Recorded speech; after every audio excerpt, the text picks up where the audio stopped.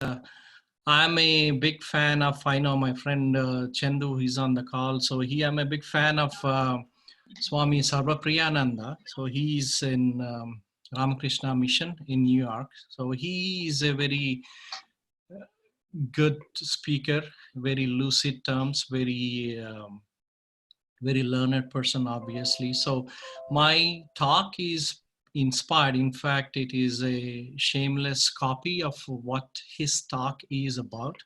So basically, whatever I'm going to talk pretty much is from his talk. So since kind of I've listened to that hundreds of times, so somewhat I internalize some of the things. Hopefully you find this useful as much I found that useful. So before we start, can everybody see my screen? So we're going to chant these two prayers. So you know this, because since we are doing the Bhagavad Gita. So usually Bhagavad Gita, there are 7 slokas. I only have put in 2 here. So I will read it, just repeat after me. That way it may be easier, not that you cannot read or you don't know. Okay. So you can unmute your phones so that I know you're chanting. Can see everybody. Okay.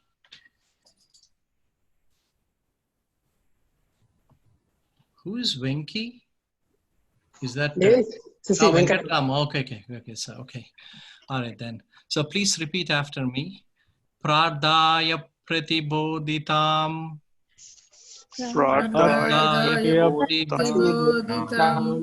Bhagavatam Narayanena Swayam.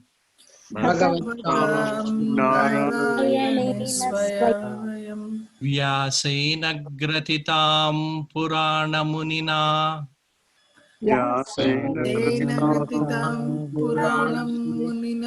Madhye Mahabharatam.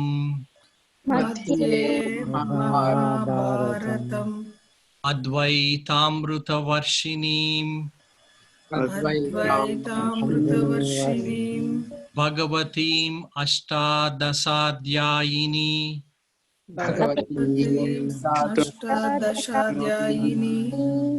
Ambatvam Anusandadami.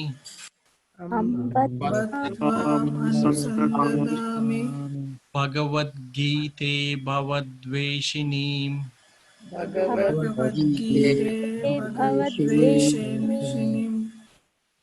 Vasudeva Sutam Devam. Kamsachanuramardanam. Devaki Paramanandam. Paramanandam. Krishnam Vande Jagadgurum.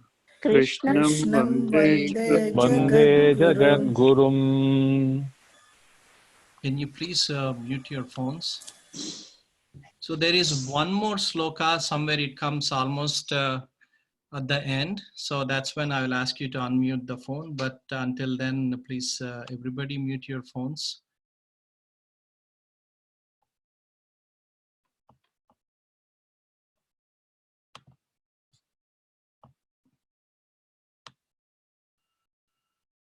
Okay, I'm just checking who's here before.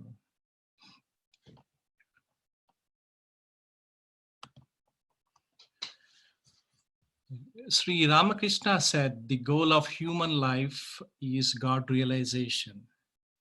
Swami Vivekananda said the goal of human life is to manifest the divinity within us. Now, if we are asked, our first reaction is that, that might be the goal and that should be the goal in human life. But my goal at the moment is to earn my money, take care of my family, take care of my job, my role in community. If you analyze, we are trying to attain happiness. We are trying to overcome suffering. Attainment of happiness, peace, overcoming suffering are the prime motivation, whether we know it or not. whether it's done in a worldly sense or done in a spiritual sense. The underlying motivation for all of us is the same. At first, usually we think the happiness, is usually in the things in the world outside. I am poor, like if I earn more money, I'll be happy. I don't like this person. If I break from him or if I divorce him, I'll be happy. I'm an ordinary person. If I become famous, I'll be happy. I'm alone. If I get married or have friends, I'll be happy. Usually we think the happiness lies outside. Now, Bhagavad Gita, I'll use the word Bhagavad Gita and Gita, like it's the same as you guys know. It's a book about how to be really happy, how to overcome suffering. It tells us there is a way to overcome suffering deeply, so to become happiness permanently. This thing is something that's not outside, but within us. Whether you call that Atman, self, Brahman, or God, this scripture tells us it's something that's within us. Bhagavad Gita is also called Moksha Shastra, dealing with moksha. What is moksha? We hear that all the time. See, all the external activities we pursue is broadly classified into three categories or three heads. The first one is kama. Kama literally means pleasure. We think pleasure gives us happiness. We eat a cookie or meet a friend or have a party, they all come under the kama, pleasure. There is another one. The second one is like acquiring wealth, social status, power. This is called artha. Artha literally means wealth in Sanskrit, but it also includes all worldly accomplishments. And beyond that, beyond kama and artha, there is one more word called dharma. Dharma is actually a hard word to pin down. If you look at the Sanskrit definition, there are many things. It can mean morality, it can mean decency, religion. In a wider sense, it means all the good we do in the world. In Vedanta, generally, a good karma leads to, good dharma leads to good karma, which gives us more artha and kama. You see, all these things, right? In general, all the things we do, they fall into these categories. And Gita begins, spirituality really starts when we realize that all the external activities we do actually do not really give us permanent happiness. It does not end suffering. The promise of all spirituality, the promise of all religions, that there is something, whether you call it nirvana, moksha, or salvation, whatever the religion you call it, it is uniformly a state where you're permanently happy, you're permanently overcoming suffering. This is called moksha. Gita is a text actually dealing with moksha. It's very important to understand what Gita is at the very beginning. Gita is not a text dealing with how to become a rich millionaire. It may help you getting up in the corporate ladder, but Gita does not promise you any of that. In Gita, Krishna, who's the teacher in Gita, is not even talking about a conventional religion. He does not talk about how do I worship God so that I can get more worldly pleasures. No, he's not talking about that. He's talking about moksha, the true spirituality, true bliss, how to truly overcome suffering. Buddha's quest. There is suffering in this world. Is there a solution? That was his quest. And Gita is very similar to that. I think we may have heard things like, Bhagavad Gita for management and stuff. There's a lot of things in Gita that is said there that are good for sustainable organizations, corporate governance, better personal life. The point here in Gita is not for a better bottom line. It talks about food, exercise, but it's not about diet. It talks about stress management to meditation. All of that, Gita talks about uh, enlightenment, attainment of moksha. It's just a method it's talking about. Incidentally, Gita is not about war either.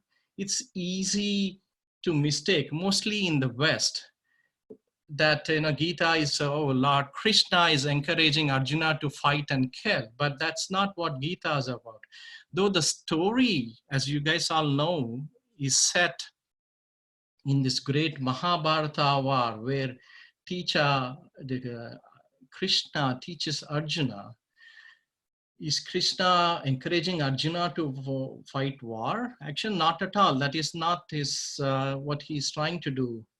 Nowhere, if you look at the history of commentaries available to us, when I say available, as in the earliest we have is from Shankaracharya, which is about 1400 years back. But even he mentions many other commentators that were before him.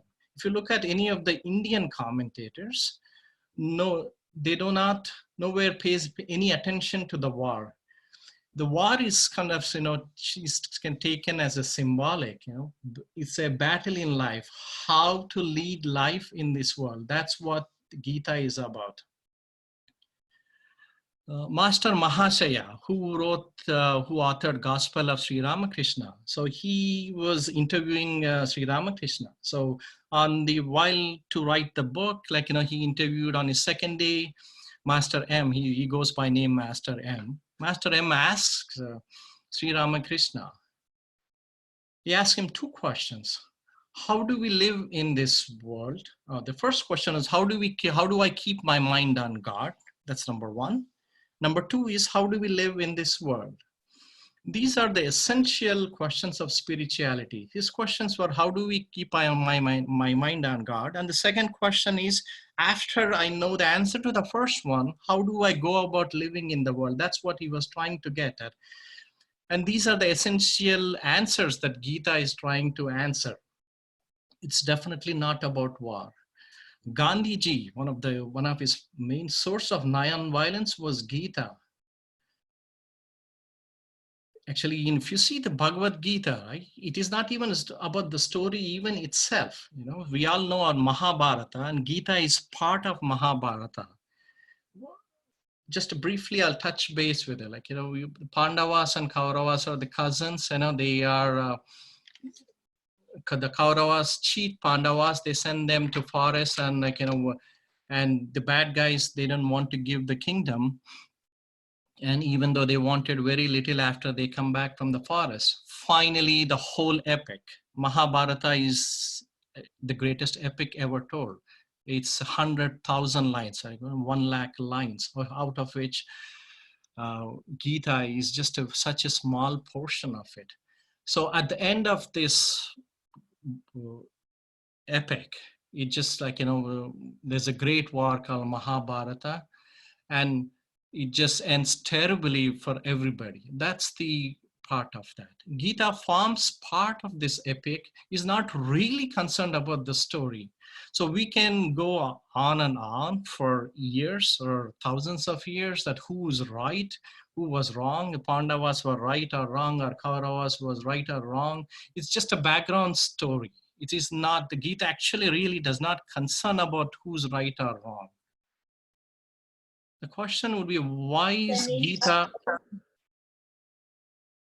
Can you please mute your phone, please? I don't know who it was that. Thank you. Why would be interested in Gita in 21st century? Why are we interested in now? This apparently happened long time back. It's half mythological story of an ancient royal household. We are interested because it deals with our spirituality here in this world. What does it teach? The Gita teaches about how to attain moksha, how to attain enlightenment. It broadly teaches into 4 different paths. the path of knowledge, the path of service or work, the path of love, devotion, path of meditation, the Gnana Marga, Karma Marga, Bhakti Marga, and Raja Marga. So these are the main different paths that Krishna teaches to Arjuna. In Sri Ramakrishna, who's not really fond of book learning, he say like, if you say Gita, Gita, Gita, Gita, Gita 10 times, just like if you say Rama, Rama, right? It becomes Mara, Mara. Gita, when you say that 10 times, this is Ramakrishna saying, Ramakrishna Paramahamsa, it becomes Tyagi. Tyagi means renunciation. So that's what Ramakrishna used to say. It is about, Gita is about renunciation. The spiritual teachings, this Gita talks about the spiritual teachings of Krishna to Arjuna, which we can use in our life before we embark on anything, right? So there is a Swami Bhaskareshananda, who is also of Ramakrishna Math. He founded the Nagpur ashram. He said two things that we have to keep in mind in doing anything. In fact, not just Gita or any study, any good thing. Number one is, why am I studying it? Why am I doing it? And the question number two is, who is teaching it? Question number one, why am I studying it? Why are we studying Gita? In Sanskrit, it's called prayojana. Always we should keep this in mind, vibrating, that I'm a spiritual seeker. I want that bliss. I want to transcend that suffering. I want it. I want it. That's something, we have to keep that in our mind. You want, the want is the one. Otherwise, why would anybody would study if you don't have that want, right? There's a lot of researchers have come and said, like, things like, they study this Gita for a different reason, and they keep coming asking questions. Was Gita part of Mahabharata? This is researchers who have asked over time. Even now also, a lot of them come from the West, but they ask. Yes, it is part of Mahabharata. Gita is part of Mahabharata. We could have told that thousands of years ago. Before the battle began, how come Krishna told this in the middle of the battlefield? Was Krishna speaking in Sanskrit verses? How historical is Mahabharata? Has it really happened in the history of India? These are interesting questions, but that's not what I am interested in. That's not what we should be interested in, because that's not why we are studying Gita. The second question, who is teaching it? It's the teacher here is not a professor who's teaching his pet philosophy. He's not a pandit or even a saint. It's the Avatara himself. It's the God himself. Imagine yourself getting this teaching in front of Buddha, Jesus, or any of the prophets, or Sri Ramakrishna. So Adi Shankaracharya, he said, like, Arjuna was selected to represent us. To select a fit student like Arjuna, that means that it will have a wide dissemination of it. As I mentioned in my invite, Gita, Bhagavad Gita forms root text of Vedanta. What is Vedanta? Now there's Vedanta Nama Upanishad Pramanam. So Vedanta, there are three things which form the root texts of Vedanta: Bhagavad Gita, Upanishads, and Brahma Sutra. Bhagavad Gita actually contains the essence of Vedas and Upanishads. So these three form Bhagavad Gita, Brahma Sutra, and Upanishads. They are called Prasthanatrayam, or a triple canon, or a triple foundation of our culture, the Hindu, specifically Hindu culture. So in one of the Gita slokas, which we didn't do it, but if you're a part of Chinmaya Mission, probably do that in part of the 7 Gita slokas. It says, Sarvo Panishado Gavo Dogda Gopala Nandana Pardo Vatsa Sudhir Bhokta Dugdam Gitamrutam Mahat. Where all the Upanishads are these cows, where Krishna is the milkman, is the Arjuna is the thirsty calf, and the milk that comes out of these cows, which are the Upanishads, is Gita. So essentially what the Rishi is saying in this sloka is that Upanishads, the Gita is nothing but essence of Upanishads. Upanishads are called Shruti Prasthanam. Shruti, as you guys know, is what is heard or essentially revealed. The Vedas are called Shruti. So Upanishads are called Shruti Prasthanam. I'm going back to the Prasthanatrayam, triple canon, right? Upanishads are called Shruti Prasthanam. The Bhagavad Gita is called Smriti Prasthanam. Smriti means memory or practice, and it came later. So the Krishna, everybody, they came later. So it's called Smriti Prasthanam. And Brahma Sutra, we are somewhat lucky that you don't have to know about Brahma Sutra. It's very deep and very, unless you are an expert on it. So probably people don't even touch it. Brahma Sutra is called Nyaya Prasthanam. Upanishads are Shruti Prasthanam, Gita is called Smriti Prasthanam, and Brahma Sutras are called Nyaya Prasthanam. Upanishads have the core teachings of Vedas, but they are very dense and they're very mystical. So some of you have read it. I know a couple of you guys on the call, they study it. So they're very dense and mystical. But Gita, on the other hand, also has the core teachings of Upanishads, but it is in a lucid language. More importantly, it's very practical. It's like it's very comprehensive on the spiritual path and something practically where every common person can relate to that. Gita is kind of regarded as like a very big freeway or like highway, like a royal road, like Prasthanam, Mahaprasthanam, where the other textbooks, like there are a lot of other prakarana grandaras, like instructional textbooks like Drigdisha Viveka, Aparoksha Anubhuti. These are very specific texts, very specific methodologies. But Gita is meant for common man, for common person like all of us we are. I want to touch briefly about Gita and the commentary traditions. There are many masters, even till this day, starting from Sankara and even way before that, they have written extensive commentaries. They have written extensive translations, free translations, name it, both in India and in the West also. Shankara wrote his commentary and Bhagavad Gita on using the Advaita principle, Advaita philosophy. It's a non-dual philosophy.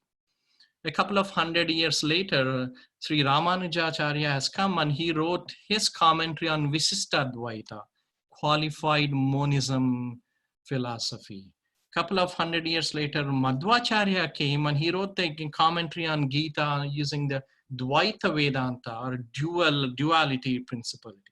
There's numerous other enlightened people have come, like Sridhar Swami 700 years ago. They wrote a beautiful blend of devotion, although he's in the Sankaracharya tradition, but he wrote in a beautiful blend of devotion. Madhusudana Saraswati, he was a contemporary of Chaitanya Mahaprabhu. He wrote a really long book called Gudakta Deepika, which is also a blend of bhakti. Even to this day, even now, the universities like Yale and those guys, they conduct these classes in summers for advanced students to kind of talk about Gita, research in translations and those things. Edwin Arnold, he wrote the Song of God. Bhagavad Gita is essentially, it's a song of God. That's the exact literal translation. There is a question that comes up mostly. Again, this is, I would say, mostly from the West. Sankaracharya explained Gita in Advaita philosophy. Many things in Gita does not actually fit well comfortably in the Shankaracharya's Advaita's philosophy. somehow scholars think that, Gita has to fit into one worldview. I think that is wrong. Like, Advaita, Dvaita, or Visista, it cannot. One Swami called Ram Sugdas, he said, like, Gita is like a old deep well where many people have drawn water. Like, Shankara has taken a meaning. Ramanujacharya, Madhvacharya has taken different meaning. The intellectual framework comes later. The first comes the revelation from God. Out of that, if you want to fit into your framework, that's fine. You're okay with it. And Gita supports them equally, all of them. They all bring in different views of the thing. So it is not like, Gita fits into one, it has to fit into one philosophy. No, that's not how Gita is.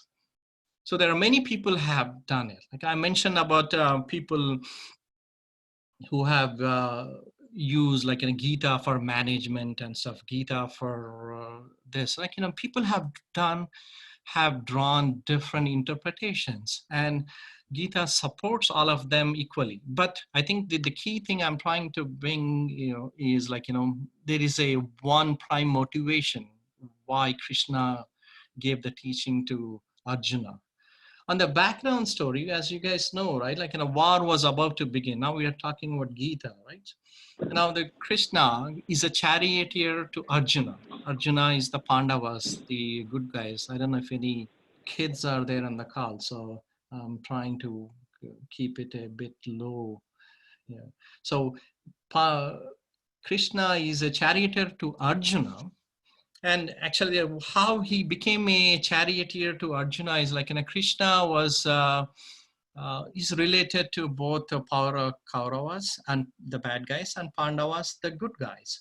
And he was taking a nap one day, India in the afternoon. He's doing a siesta. Everybody takes a nap in India. So even God takes a nap. So Duryodhana, he comes there.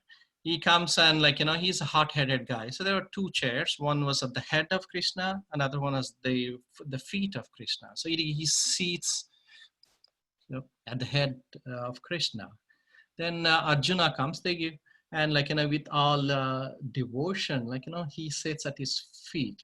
This is also again instructive. Krishna, when he opens his eyes, he sees Arjuna first, then he sees Duryodhana. And Krishna says that I'm going to help you, both of you guys. I'm going to, all my army, all the military power will be one side. Krishna's army is called Narayani Sena. And I'll be on the other side, just as a single person. I don't know who is this, but can you please unmute your phone, please? Thank you.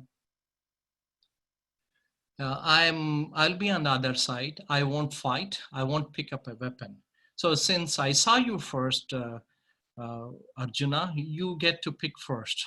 Duryodhana was really concerned. I said, oh my God. So, but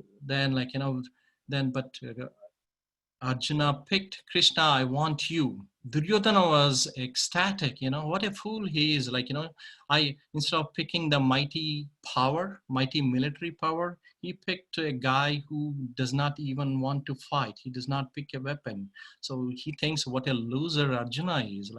In a worldly sense, that may be true, that Arjuna may look like a loser, but in the end, right? So when God is on your side, you will be the winner ultimately. So that's how Krishna became a charioteer. So on the battlefield, this is how the Gita opens in the first chapter.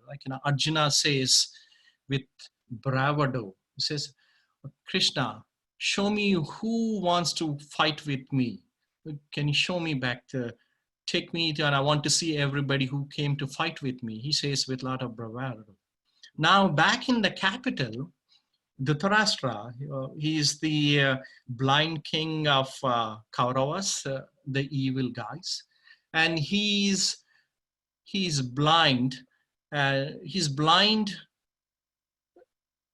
to facts of life due to inordinate love for his nerve-to-do son Duryodhana. This is also, it's very symbolic that he's blind. So he asks his trusted advisor, Sanjaya, to tell him what's happening in the battlefield. Sanjaya is blessed with, what we can call this, like, he had this, now these days, he had this broadcasting rights, like a live broadcasting rights. So he had this vision where he could see live and he can give a live commentary to the blind king. So I think our ancients were way ahead of the game in terms of broadcasting. Now, Krishna, once Arjuna says that, like, okay, let me go and see, like, he purposefully drives the chariot in front of the people he loves. Bhishmacharya, the grandsire, his teacher, Dronacharya, Kupacharya, his cousins, uncles, nephews. Arjuna, he's stunned. He's here to fight a battle. Now, when he sees his uncles, nephews, family members, and he realizes that what he's about to do, he has to kill them. Now he starts thinking, without whom, if I kill them, without whom my kingdom does not have any meaning, no matter what the cause is right. Even if I win the battle, it will be empty victory because it will lead to dissolving of our royal clan. I won't fight. Then he drops his bow and arrow. Gita is divided into, as you guys know, it's into 18 chapters. It's entire Bhagavad Gita is 700 verses, or sometimes 701 verses, depending on the version of Gita you have. The extra verse comes in the 18th chapter. The first chapter just sets the tone. It sets the background of what's going to happen. In the first chapter, Arjuna says, okay, I see so and so such, and he names them and he tells about them. Since it's a large army, it's like 47 verses in the first chapter. Krishna does not say any word in the first chapter. So when Arjuna drops his bow and arrow, We're not playing. Hello, can you please mute your phone? When he drops his bow and arrow in frustration, he knows that one thing, on one hand, he knows that this is the right thing to do as a kshatriya, as a warrior, this is the right thing to do. On the other hand, he cannot bring himself to fight, to kill his friends, relatives, very near and dear people. Now, Arjuna is telling this to Krishna, and Sanjay is reporting this live to Dhritarashtra in the capital. So in Gita, the scene shifts between the battlefield and to the royal court. It's very dramatic and the drama is tremendous. Now, before chapter 11, Krishna reveals to Arjuna that he's an incarnation of God. Arjuna says, yeah, he believes it, but he wants to see that. He wants to see God. This is very common to most of religions, especially in India. Swami Vivekananda said, religion is realization. It is not subscribing to a doctrine or subscribing to a dogma. If there is God, you must actually see God. When Narendranath, Swami Vivekananda was Narendranath before he became a Swami, when he met Sri Rama Krishna, he asked him, have you seen God? So Arjuna wants to see himself. He says no, I believe you're God. If you think I'm fit, can you show me your true self? You look like ordinary person now. I think there's a tremendous drama and what a poetry is there in the entire epic, especially in the Gita. In the chapter 11, Krishna actually reveals his true self. We call the Vishwarupam. So Dr. Oppenheimer, he was in the Manhattan Project. He's a atom bomb scientist. A lot of these scientists, it's hard to believe scientists are theists, but they are. He was a big subscriber to Gita, Dr. Oppenheimer. Even Einstein was a big believer in Spinoza's God. It's a slightly different thing, but they're all theistic. So when the first bomb exploded, you know what Dr. Oppenheimer did? He chanted the words from the 11th chapter in Gita. He chanted, I come at the brightness of thousand suns. I come as a time, the destroyer of all. So what a description of vision of God. When Arjuna sees that, that Vishwarupa, he gets terrified. Now in the first chapter, like I said, Krishna, he did not speak a single word. Now, when Arjuna was caught in it, I'm going back to the chapter 2 right now again. So when Krishna sees Arjuna was in a dilemma, so Krishna sees this as a teachable moment. That's when Krishna actually teaches Arjuna. He does not teach anything until the second chapter. So Arjuna asks him something, but Krishna first starts teaching him Vedanta. Krishna does not say like directly, oh, this is the righteous war, you should fight a war. He does not say that. Arjuna asks something else and Krishna starts teaching Vedanta. That is the purpose of Gita. You know, the context is war, but the purpose is teaching Vedanta to Arjuna, through Arjuna, to all of us, so that we can apply in our life. In the second chapter, Krishna actually says everything what he wants to say. There are kind of three main pieces that Krishna says in the second chapter. So there are two chapters which are really important in the Gita. The second chapter 2 and chapter 18. So in the second chapter, like I was saying, he teaches everything what he wanted to say. So first he teaches Jnana Yoga or Jnana Marga, leading to enlightenment. Then in the same second chapter, he teaches him Karma Yoga. These are the two answers to the M's question he asked Sri Rama Krishna. How do we keep my mind on God? That is through Jnana Yoga. Jnana Yoga, through knowledge, it leads to enlightenment. And once you have that knowledge, right, how do you live in this world? It talks about Karma Yoga. Karma Yoga is about doing your duty. It talks about actually service. So that's what, like, you know, so those are the two answers to M's question. And finally, in the second chapter, after he talks about the Jnana Yoga and Karma Yoga, he talks about Arjuna asks, like, you know, how would the enlightened person look like? How will he behave? It's called Sthita Prajna. Like Krishna gives out how does the enlightened person look like? How does he conduct himself? So he talks about in the end of the second chapter, he talks about the Sthita Prajna. What are his characteristics? You know, I think Sthita Prajna is somewhat important. We do see some of those people in our lives in different aspects of it. You know, there are some people in face of extreme commotion, in the extreme difficulties, they are like, you know, they are not shaken. They're calm. They're very collected. So Krishna is like that.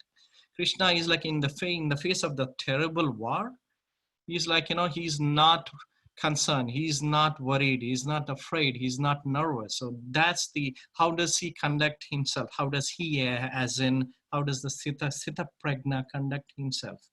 Now the rest of the 15 chapters between chapter 2 and chapter 18 is what happens after the second chapter. Typically Arjuna asks a question, and most of these questions are probably something usually you and I may get. Like after Krishna is done with the teaching, he asks a question, Krishna answers it, and that becomes a chapter. Those are the 15 chapters are basically questioned by Arjuna and the response by Krishna.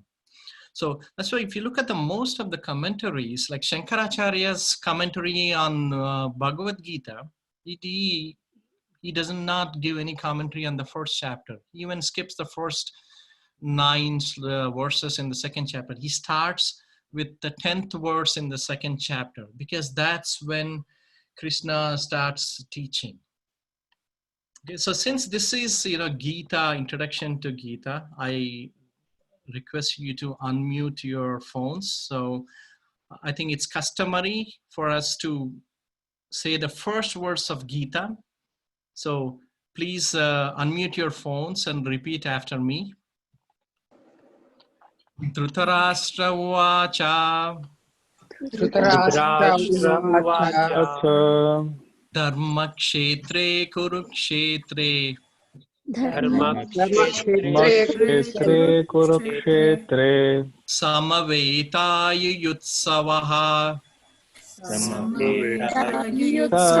Yuyutsavaha Mamaka Pandavaschaiva Amaka Pandavaschaiva Imakurvata Sanjaya.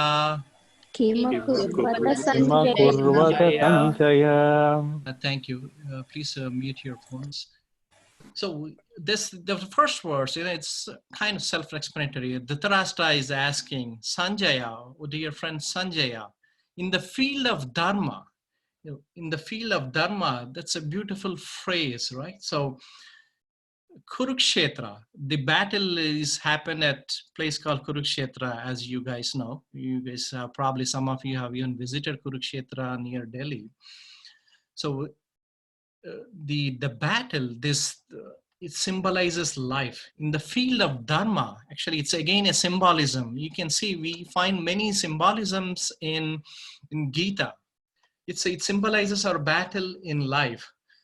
So he's asking, Dhritarashtra is asking, Sanjaya, in this battle of life, or in the Dharma, battle of Dharma called Kurukshetra, what did my kids do and my Pandavas do?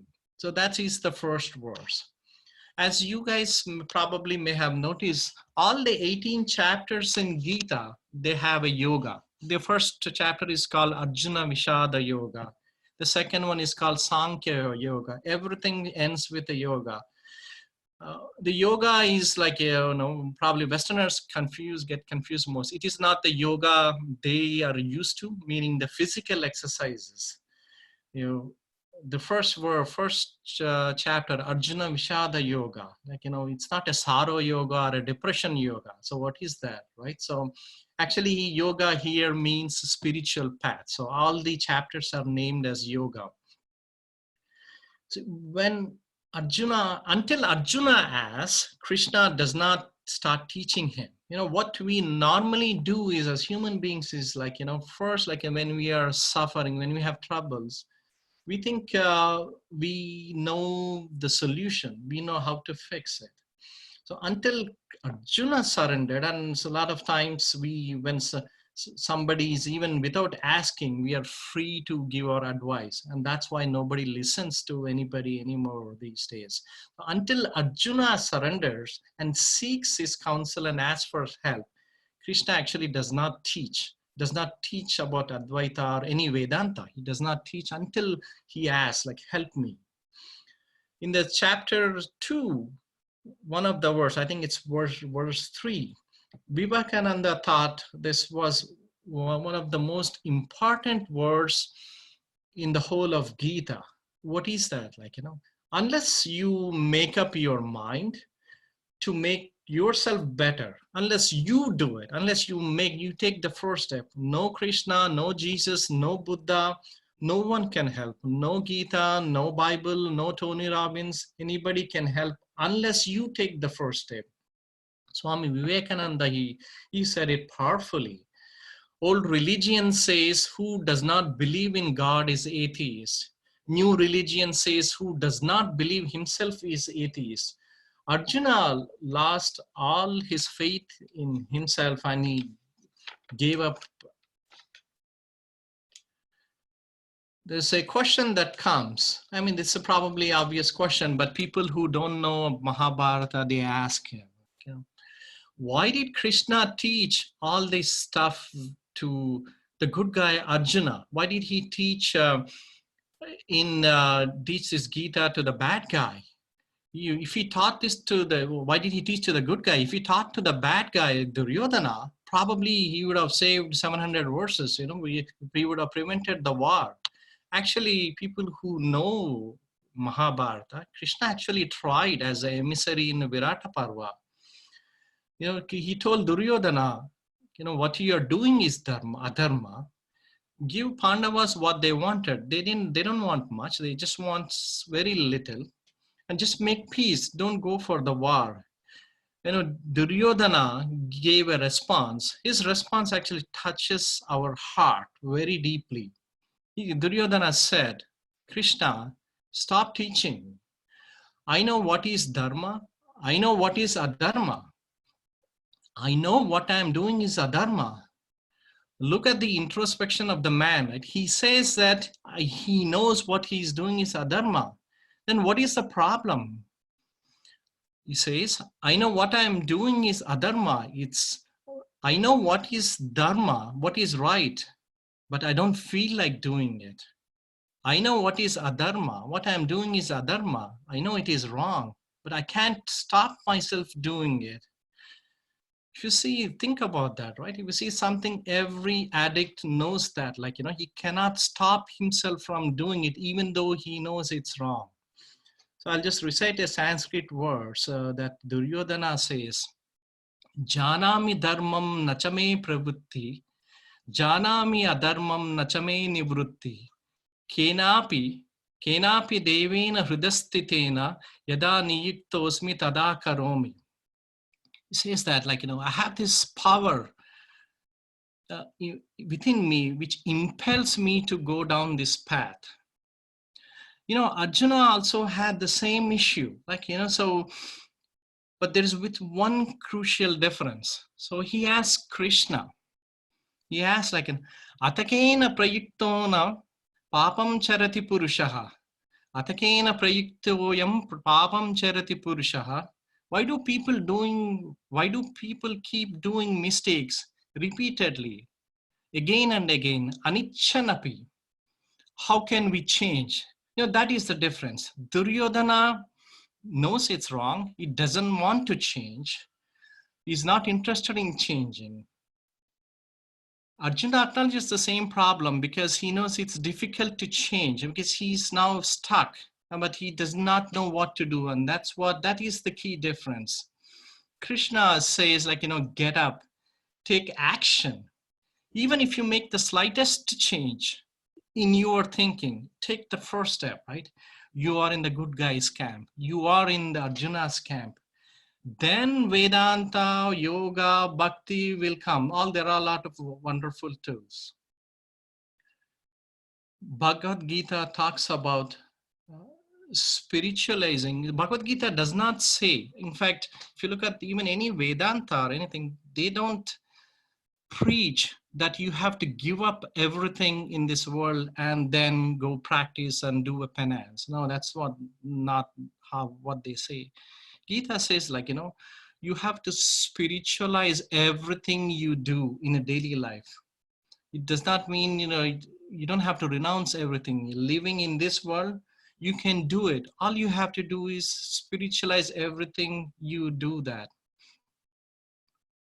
I think that's all I wanted to say. I think my key point is it's hard to give just a simple introduction because there are so many things that go on. So the Gita talks about different aspects of it, different gunas, the 4 gunas, sattva, tama, rajas, gunas. There's so many things there. It talks about a lot of psychology and things. So I hope I was able to give you guys enough hope. I was able to pique some of your curiosity. So one of the really things which helped me is there are so many wonderful books that you can read, but to really get good learning, you have to seek a teacher, a good teacher. There is really, I can't think of any books that you can learn really reading from a book. You have to directly get the knowledge, the wisdom from a teacher. So fortunately, these days, there's a lot of free material available. Rama Krishna Mat, Chinmaya, there is Arsha Vidya Center. There are so many of the free stuff in YouTube or anywhere. So listen to, if you have time, like, whatever you're doing, I would strongly encourage that. It changed my life. It changed my thinking. I'm sure you guys also will benefit a lot. I think the Gita, I say, is it's very lucid. You find it very practical in many things, and you can take what works for you. It talks about I mentioned about Gnana Marga, the Bhakti Marga, the Karma Marga, and Raja Marga. So it talks about, the Bhakti Marga, love, devotion. There's no one path. The Karma Marga is service. It talks about doing service. A lot of these enlightened people, they do a lot of service to social service. So there is so many paths you do. So I really think that our ancients have given this inordinate amount of treasure. I really think we should take benefit of that. Just to wrap up, I'll just say a prayer. You don't have to repeat after me. Om Purnamada Purnamidam Purnat Purnamudachyate Purnasya Purnamadaya Purnameva Vasisyate. Om Shanti Shanti Shanti. Harihi Om Sri Gurubhyo Namaha. Harihi Om.